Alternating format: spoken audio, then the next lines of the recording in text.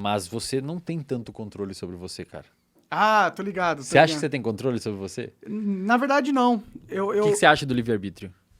Eu já vi, tem o Sam Harris, que é um cara que é um... Eu acho que ele é O neurocientista que ele também. fala? Não sei o que ele fala. Ele fala sobre filosofia, neurociência, fala um monte de coisa, meditação e tal. É um cara, é um gringo aí, né?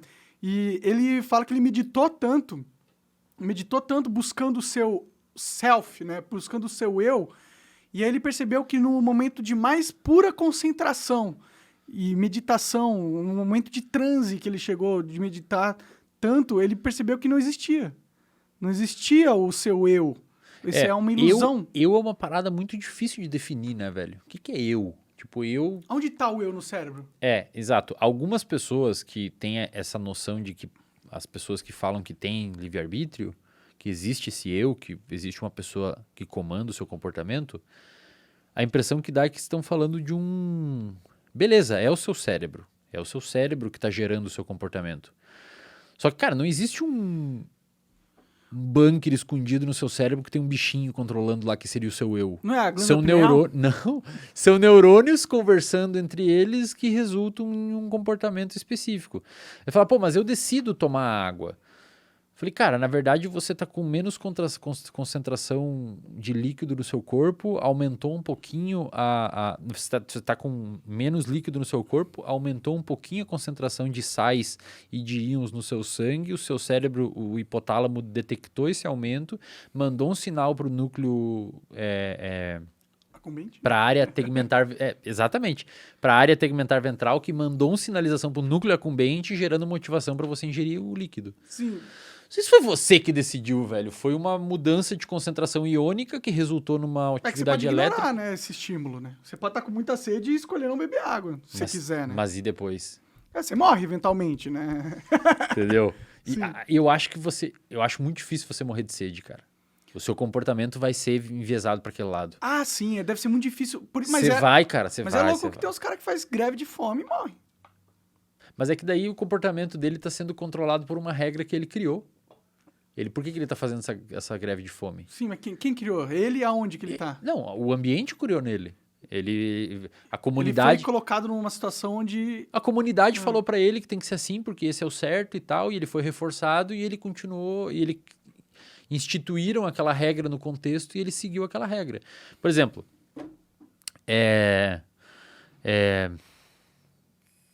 basicamente, essa discussão do livre-arbítrio é uma coisa, assim, tem que lembrar as pessoas. Os dados são muito contraditórios. Dentro da neurociência, os neurocientistas não têm um consenso. Tem 95% dos neurocientistas vão dizer que existe livre-arbítrio e 5% vão dizer que não. Entendi. Tá? A questão é assim... Por exemplo, tem um estudo... É que assim, o nosso comportamento ele é modulado por coisas que a gente nem imagina, cara. Ah, sim, a gente tem um estudo de júris, por exemplo. É muito mais inconsciente do que consciente. Você conhece o estudo dos juízes? Não conheço. Tem um estudo que foi publicado na PNAS. Os caras analisaram mais de 2.000 decisões de juízes em tribunais nos Estados Unidos e plotaram num gráfico as decisões favoráveis e não favoráveis ao réu. Ou seja, quando eles foram puniram ou não. E eles plotaram também no gráfico quando o juiz comeu. Quando o juiz o quê? Comeu. Comeu? Refeição. Caralho. Pior que eu acho que eu já ouvi falar, pode crer. Cara, eu não sei se dá pra botar na tela. Põe aí, qual que é o nome desse estudo, você sabe? Cara, fatores externos das decisões dos juízes, PNAS, bota assim, PNAS. É em inglês o nome. Se eu ouvir isso você falando no External podcast. Factors. Talvez imagens apareça. Não? Bota em inglês esse título. Basicamente assim, quanto mais próximo da refeição, mais benevolente o juiz foi. E quanto mais longe, mais duro ele foi nas penas. Ou seja, leve um lanchinho pro seu juiz antes. Cara, imagina, você fica com fome, cara. E aí você vai perguntar o que acontece no cérebro de uma pessoa com fome. Basicamente, a perda de glicose, quando você tem menos glicose circulante, ali ó. Ali no lado é a proporção de decisões favoráveis e cada bolinha daquelas é quando ele comeu. Caralho, então, olha, ele comeu 70% das decisões, cara, 70% das decisões depois do almoço eram favoráveis. Quando passava até algumas horas depois da última refeição, caía para 0. Olha Ele lá. tinha uma maior tendência de punir. Ou seja, ele não tá punindo baseado na lógica da lei e o seu trabalho imparcial como juiz. Ele Cara, tá punindo com pensa eu assim, tô ó, bem, quando- vou fuder esse cara. Não, tô bem. Não, pensa assim, ó, quando você tá com fome, o seu cérebro, ele tem menos energia, porque tem menos glicose ali, portanto você tem menos gasolina ali para pensar direito. Sim. Recursos escassos no cérebro. Além disso, o seu sistema atencional e motivacional, que envolve dopamina e noradrenalina, ele começa a ser direcionado para comida. Uhum. Você começa a pensar mais em comida. Você não vê a hora do tempo passar para você comer logo, porque você está com fome. Sim, Você sim. quer que chegue logo para você comer, você não vê a hora de comer. Então, ó, as outras coisas, elas começam a ficar um pouco mais de lado e você quer acelerar o processo. Além disso, cara, você tem menos glicose no seu cérebro, especialmente numa região que é a mais cara do cérebro, que é córtex pré-frontal. Uhum. E sabe o que o córtex pré-frontal faz, além de várias coisas? Toma decisão? Empatia. Empatia? Então, se você tem menos glicose no seu cérebro na área que é responsável por empatia, Você talvez fica você mais tenha- cuzão. talvez você fique mais cuzão. Entendi. Caralho, cara. E isso é uma variável, cara. Fora Se todas você, as por outras. exemplo, pegar sujeitos e colocar numa sala e colocar um cheiro podre na sala, um cheiro ruim, essas pessoas tendem a ter opiniões mais conservadoras. Tendem a ser mais contra casamento gay, mais... Aham. Caralho, que loucura. Isso tem estudo mostrando. Isso Que foi publicado loucura. na PLOS One. Se você botar um gosto ruim na boca de uma pessoa, essa pessoa tende a julgar a outra pessoa como moralmente mais inadequada em média do que sem o gosto ruim. Nosso cérebro confunde o gosto nojento com uma pessoa nojenta. Caralho, a gente é muito burro então, né, mano? Não é que é burro, cara. Ah, O mas nosso parece- cérebro é uma massa de células que recebe informações sensoriais e cria uma resposta frente a isso. E aí que tá, cadê o seu livre-arbítrio? Se Pois você é. tem livre-arbítrio, mas todas as situações externas vão influenciar na decisão que você toma, Monark, que é pensa assim, ó, livre-arbítrio, se né? a sua mãe, cara, quando você tava na barriga dela, se estressou, você nasce com um eixo de resposta ao estresse mais sensível. Então, na sua adolescência, talvez você seja mais pistola. pode crer. E aí você brigou com a sua namorada. E aí? Você já foi modulado a ter essa briga desde quando você estava na barriga da sua mãe. Porque o seu eixo de resposta ele já é mais sensível. É meio bizarro. Eu não sei. É meio louco porque a galera fala assim, pô, mas então eu vou fazer o que eu quiser, eu vou matar pessoas e não é minha culpa. Eu É falo bem assim, assim. cara, se você tira essa conclusão, já tava na sua cabeça matar pessoas, eu não falei nada demais. Você já queria, mas estava com medo, achando que você ia ser... Você já ia fazer isso, cara, de qualquer maneira. Eu tenho uma aula lá no reservatório de dopamina que eu explico, 1 hora e pouco eu explicando sobre esse raciocínio. Por exemplo, teve um cara Então que você veio... não acredita no livre-arbítrio? Não, acho que a gente não tem livre-arbítrio. Faz sentido. Por uma razão simples. E eu deixo essa pergunta para as pessoas que acham que a gente tem. Os nossos células do cérebro, eles enviam informação por meio de uma coisa que a gente chama de potencial de ação. É o nome técnico para o choquinho, Uhum. para o sinal elétrico. Um neurônio, ele só gera um potencial de ação quando foi estimulado por outro neurônio, que foi estimulado por outro neurônio, É feito em cascata. que foi por outro. Se a gente tem livre-arbítrio, alguém tem que ter estimulado o primeiro neurônio, que não o ambiente. Cadê? Deus. É só o que sobra. Ou tem um lugar bem no meio do cérebro escondido que ninguém viu ainda, que tem um bonequinho que começa a mexer uns botãozinhos lá e Tipo dispara. um MIB, né? Que tem um... E dispara pra você beber água. Não Aham. foi, cara. Disparou pra você beber água porque o seu sangue tá com mais concentração de íon e você teve mais sede. E se você fala, não, mas eu não quero beber água agora, é porque você tá com a sua atenção visual em outro lugar e você não quer agora. Alguma coisa modulou o seu comportamento. Faz sentido. Aí se você vem me falar, pô, mas as pessoas, você tem que tomar cuidado em falar isso, Wesley, porque as pessoas vão usar isso pro mal. Por exemplo, teve uma pessoa que veio falar pra mim, várias na real, que foi fazer uma palestra em público e a pessoa falou, cara, eu fui super tranquilo, porque se eu ficasse ansioso eu não teria como não ficar, porque eu não conseguia controlar o meu comportamento, porque tinha o estímulo do público me gerando ansiedade. Então eu lembrei do que você falou, usei isso como modulação externa e fui fazer e consegui fazer. Então, cara, olha, a pessoa tirou essa conclusão do negócio do livre-arbítrio. O outro fala que vai matar todo mundo e foda-se. Cara, se você tirou essa conclusão, desculpa, mas Tinha não, coisa interna. não fui eu que botei isso. Eu não falei sobre matar ninguém. Você que falou, mas então você que foi pro lado errado, velho. Não bota na minha bunda essa porra aí. Mas essa questão sobre moralidade faz um sentido, né? No sentido que se a gente não tem o controle, a gente não tem o livre-arbítrio, se tudo que a gente faz já estava pré-determinado, por que que você vai punir alguém e por que que você não vai punir alguém? Entendeu? Então, isso impacta direto no sistema de justiça, cara. Eu vou dar um outro exemplo. E aí entra também na ideia de que ninguém tem mérito de nada, né?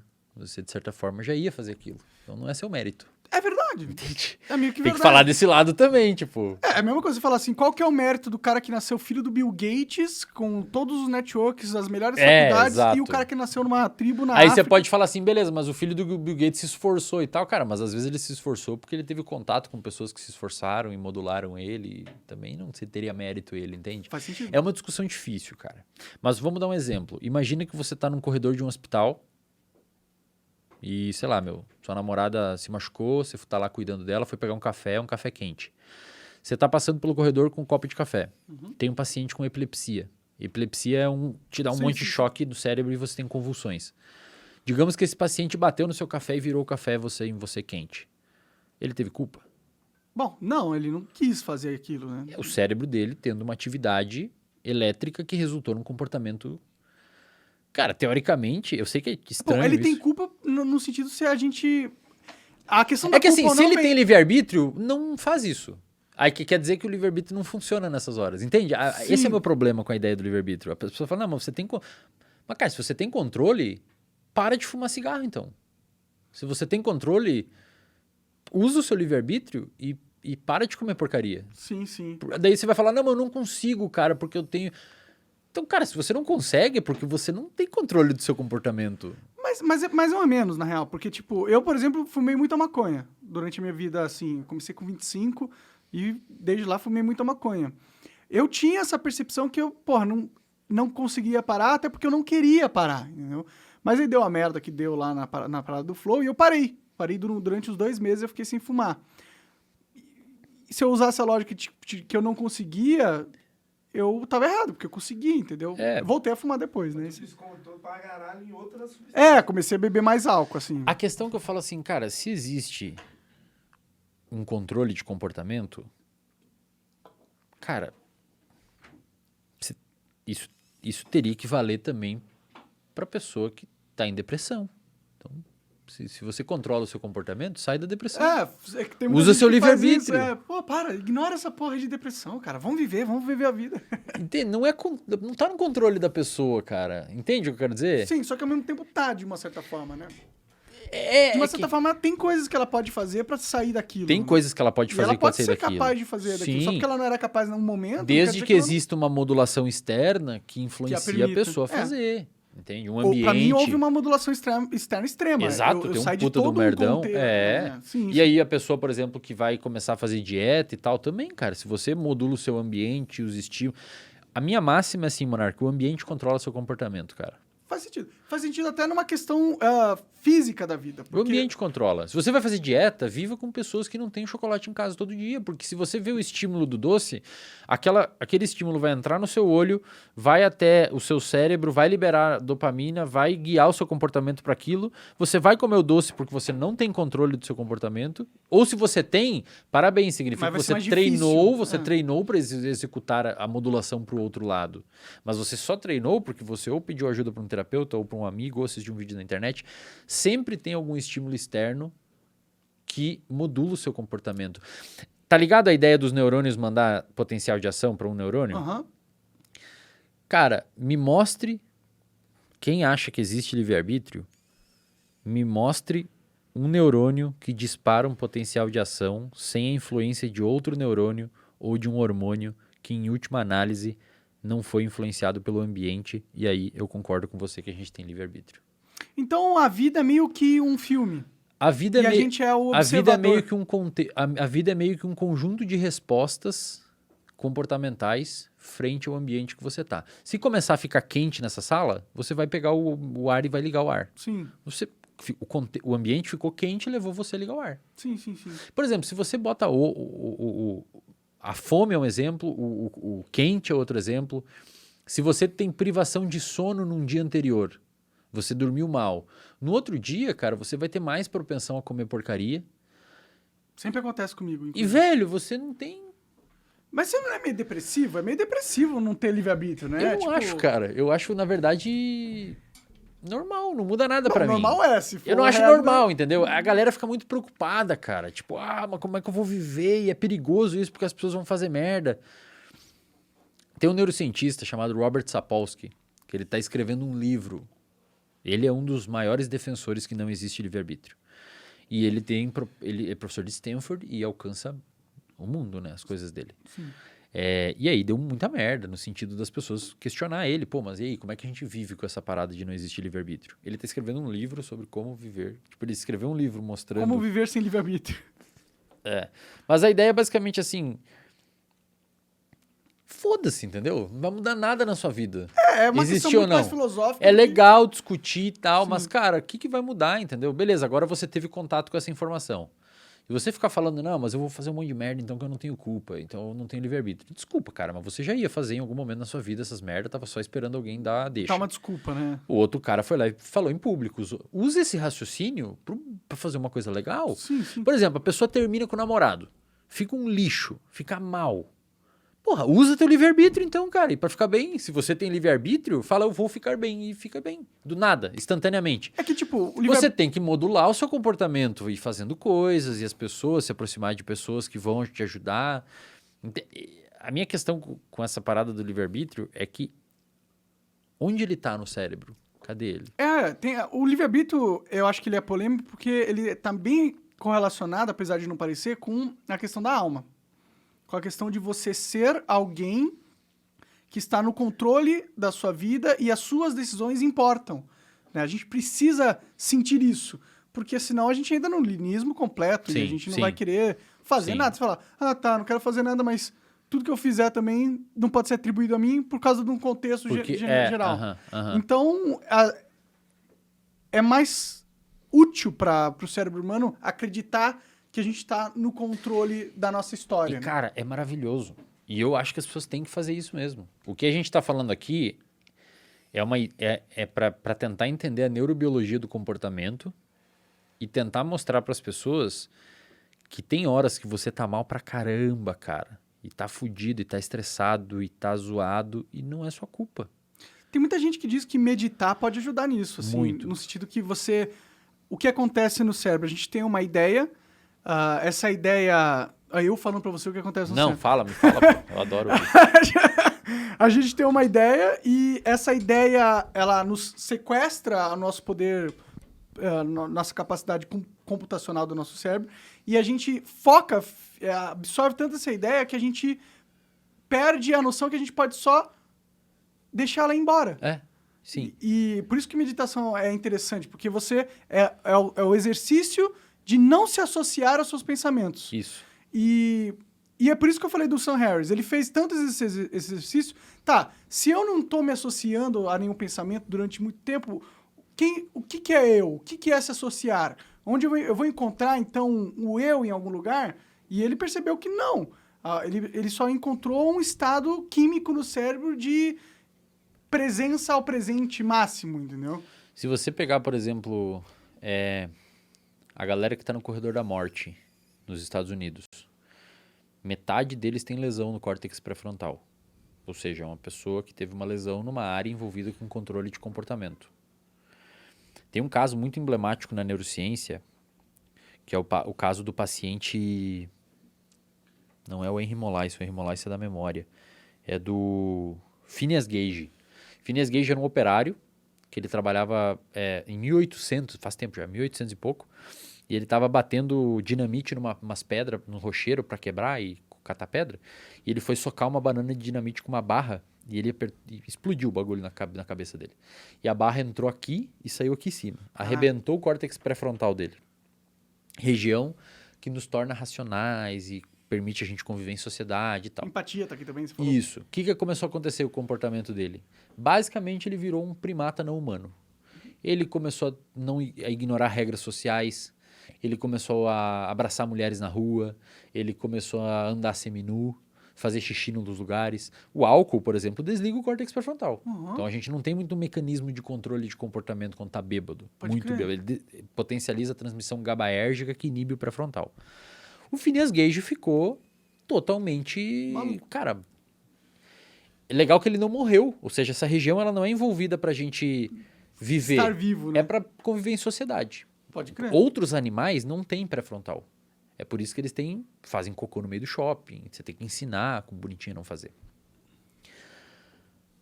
A galera no corredor da morte nos Estados Unidos, grande parte tem lesão no pré-frontal. É culpa deles que eles fizeram os crimes ou Na- talvez o Cara, cérebro na deles... minha opinião, não é culpa deles. Na minha opinião, são pessoas que não podem ser culpadas porque... É tipo assim, pensa num diabético tipo 1. A diabetes tipo 1, o sistema imunológico ataca o pâncreas e destrói as células beta-pancreáticas produtoras de insulina. É culpa da pessoa ter diabetes? Ela não tem o órgão, cara. Ah, bom, sim. Se ela nasceu com, né? Ela não sim. tem o órgão. Não, o sistema imunológico atacou aquilo por alguma coisa ambiental que a gente não sabe exatamente o que é. Ela não tem o órgão, ela não tem a célula que produz a substância que controla a glicemia. Se existisse livre-arbítrio, ela nem teria... É tipo um carro que não tem motor. Ele não tem nem a chance de tentar andar, porque não tem o hardware. Não é o software, o hardware não existe. Uma pessoa que você tira o pré-frontal, ela não tem nem a chance de não fazer aquilo, mesmo que não existisse livre-arbítrio, mesmo que existisse livre-arbítrio, ela não teria nem a chance de controlar o comportamento dela, porque não tem a região que controla.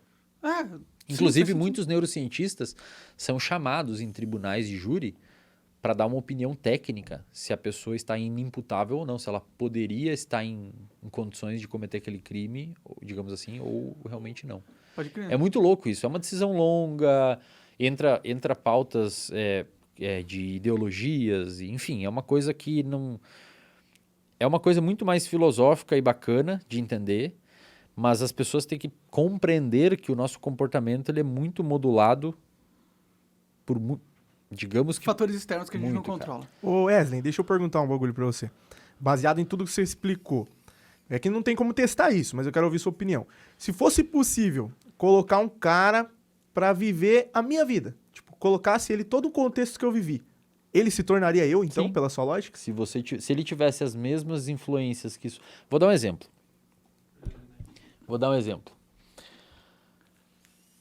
O Robert Sapolsky traz num livro isso. Imagina que você tá andando... Esse exemplo é muito foda, cara. E por favor, galera, sejamos honestos intelectualmente para entender o que eu vou falar. Imagina que você tá andando numa rua. Você é um policial à paisana.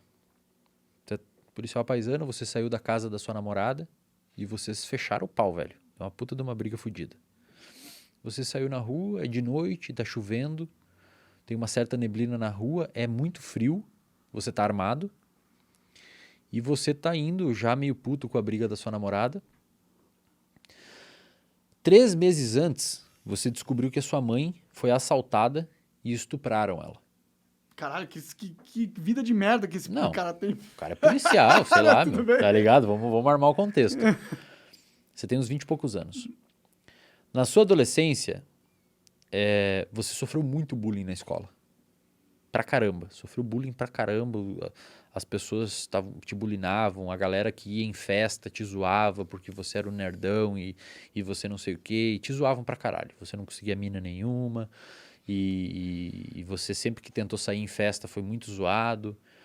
Na sua infância, você sofreu um acidente de bicicleta ou caiu de uma árvore e bateu a cabeça e deu algum edema, sei lá, deu alguma coisa no seu cérebro que modificou um pouco o seu neurodesenvolvimento. Quando a sua mãe vamos voltando. Quando a sua mãe estava grávida de você, a sua mãe se estressou demais. Estou respondendo sua pergunta, tá? A sua mãe te estressou demais. Então você já nasceu com um eixo de resposta ao estresse um pouquinho mais elevado e teve tudo que você vivenciou na vida. Quando a sua mãe estava na barriga da sua avó, a sua avó sofreu um trauma muito forte, porque o seu avô bateu nela e antigamente e tal. E você e a sua família inteira se desenvolveu numa cultura do interior dos Estados Unidos, nos texanos lá, que são muito mais conservadores e do ponto de vista de armamentista e sei lá o quê. Então você já tem uma ideia de hiperproteção aflorada em você. Isso que eu quero dizer, culturalmente já. Seus amigos eram assim na infância e tal. Você saiu da casa da sua namorada, vocês brigaram.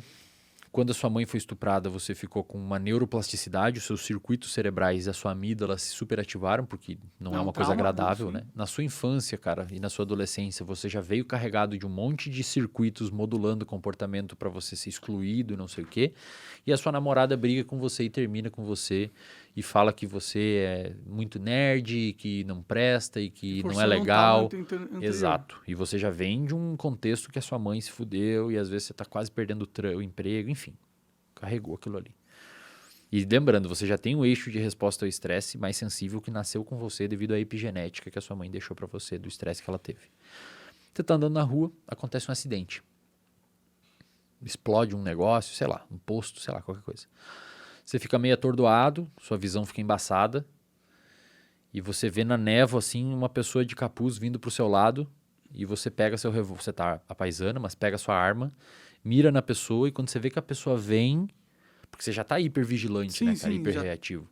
Você vê que a pessoa vem pro seu lado e você vê que ela bota a mão no bolso dela e você puxa o gatilho. Você fez o movimento de puxar o gatilho. Cara, esse movimento de puxar o gatilho, ele pode ser explicado segundos antes de você puxar o gatilho. Você já tem mais noradrenalina devido à explosão, modulando a sua amígdala, que já é mais reativa devido ao seu contexto inteiro. Pode ser explicado minutos antes porque você teve mais cortisol devido à briga com a sua mina. Pode ser explicado meses antes porque sua mãe foi estuprada e você tem mais neuroplasticidade no seu cérebro. E quanto mais estresse, menos pré-frontal, por isso você não tem muito mais capacidade de ponderar as suas decisões. Pode ser explicado anos antes, quando você sofreu bullying na sua infância, e pode ser explicado até gerações anteriores, por você já vir de uma modulação cultural, de uma família que não sei o quê. Foi sua decisão puxar o gatilho? É difícil, entende, cara? Não, sim, sim. Não precisa responder, mas você entende que Não, eu entendo. o comportamento... Cara, é muito difícil você... Tem muitas camadas que modulam o nosso comportamento. Sim, sim, sim. Às vezes, puxar aquele gatilho era só o que restava pra você naquele contexto. Era o que o contexto universal te jogou a fazer, né? Exato. Tirando totalmente o seu livre-arbítrio nessa teoria. Aí as pessoas vão falar, pô, mas então não sei o quê. Então Cara, por que a gente prende os outros? então, exato. Então, assim, entraria numa ideia de, então, qualquer um pode fazer o que quiser e viver uma selva. Aí tem alguns neurocientistas, tem um que na verdade é psicólogo, mas ajudou muito na neurociência, que é o Gazzaniga.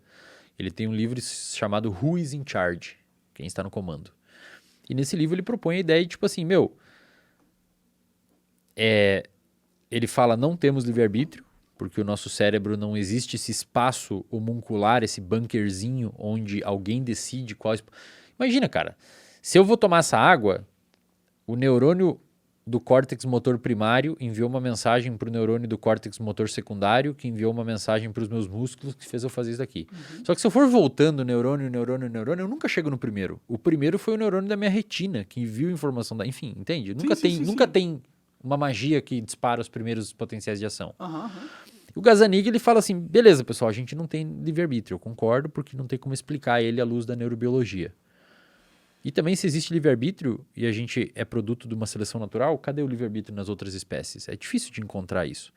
Mas, ao mesmo tempo, ele fala assim, porém, temos que viver como se tivéssemos. Porque, psicologicamente, é uma ferramenta útil de você se importar com o que você faz, né? E aí entra outras coisas, cara, que também é importante. Aí o Fermento tem que ouvir essa parte aqui, que ele gosta dessas discussões de livre-arbítrio. Por exemplo, você é uma pessoa que naturalmente tem uma propensão, como a gente comentou, de se agrupar e se aglutinar em grupos. Você também não teve livre-arbítrio para escolher defender o seu camarada. Você defendeu. Então, o livre-arbítrio, como a galera... Normalmente, quando eu falo de livre-arbítrio, eu falo, pô, vão fazer merda, vão explodir as coisas, vão matar as pessoas e não vão ter culpa. Mas, cara, o livre-arbítrio funciona pro outro lado também.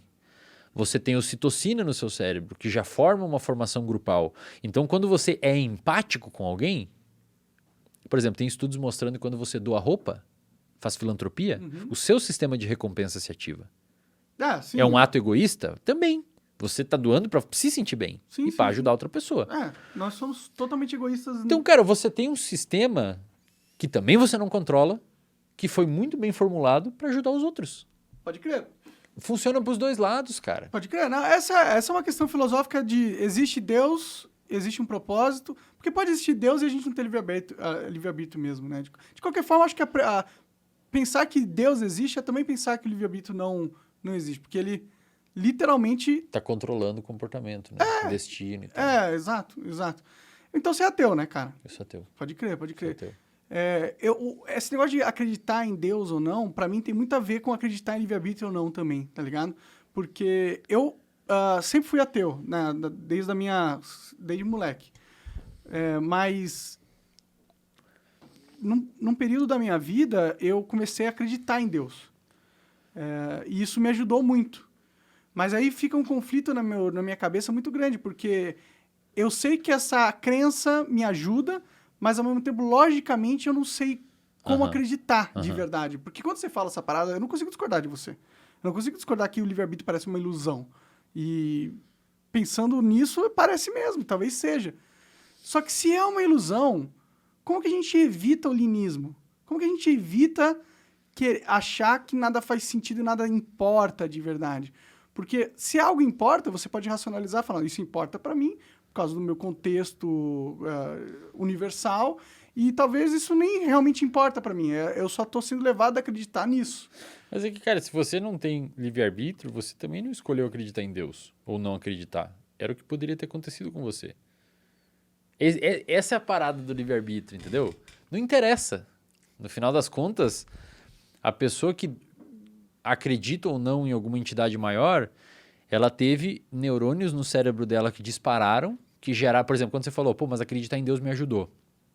Você sentiu recompensa, prazer em aceitar a ideia de Deus, e, portanto, você não tinha como desaceitar ela porque estava sendo bom para você.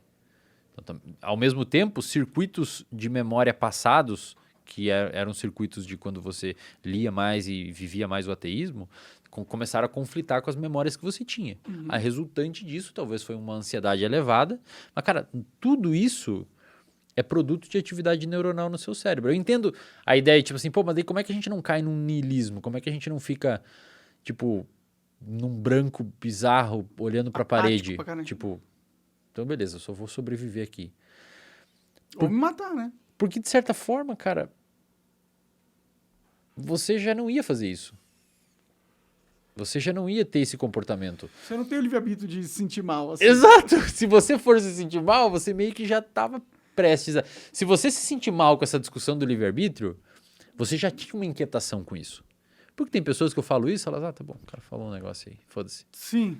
Tem pessoas que ficam, meu Deus, cara, mas isso daí, então, por isso que aquela vez, e aí você já tinha uma propensão a ser tocado por esse tipo de raciocínio.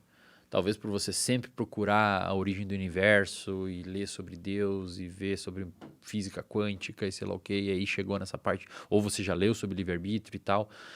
A questão é, se você se tocou ou não com isso, é baseado no que você tem de experiência. Agora, o que eu posso tentar falar para você, use esse tipo de raciocínio dentro do possível que você achar coerente, e já que eu controlo mais o seu comportamento que você está me ouvindo do que você controla ele. Então, já que eu controlo mais o seu comportamento, use isso daqui para sua vida. No momento que você estiver muito triste, que a sua mina terminou com você, que o seu namorado terminou com você, fala, cara, eu tô mal porque tem neurônios no meu cérebro disparando numa frequência X e tá me gerando esse mal-estar. Que é o processo da meditação, de não se associar aos seus pensamentos. Deixa aquilo fugir de você, sabe? Nossa, mas isso é uma parada que a humanidade nunca vai demorar pra aceitar, se aceitar, entendeu? Tipo, porque é difícil acreditar que É você não. difícil, cara, e é uma discussão delicada. Sim. É uma discussão Mas delicada. pior que eu não consigo rebater você. Eu Mas não consigo falar, não faz sentido o que tu tá falando, porque faz sentido o que você tá falando, e é meio triste, mas também ajuda a não se sentir culpado com certas coisas. Exato. Eu acho que a galera que tá ouvindo isso, já que eu tô aqui tentando modular o comportamento de quem tá me ouvindo, tenta usar seu foco na parte que vai ajudar você na sua vida. Então tenta não se sentir... cara, eu tô muito mal que eu reprovei no 3º ano, cara, eu não devia ter reprovado, velho. Sua avó morreu, você faltou a prova porque sua avó morreu.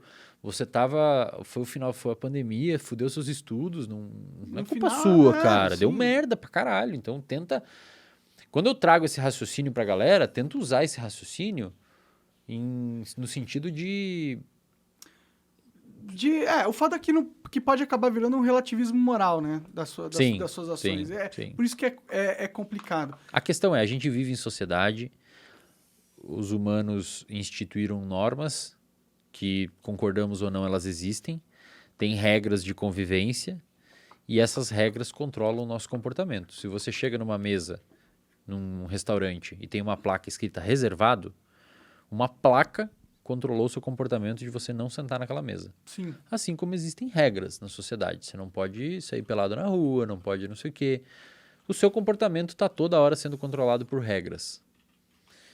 Esse livre-arbítrio, essa parada do livre-arbítrio, tenta usar isso para o seu bem, dentro do possível.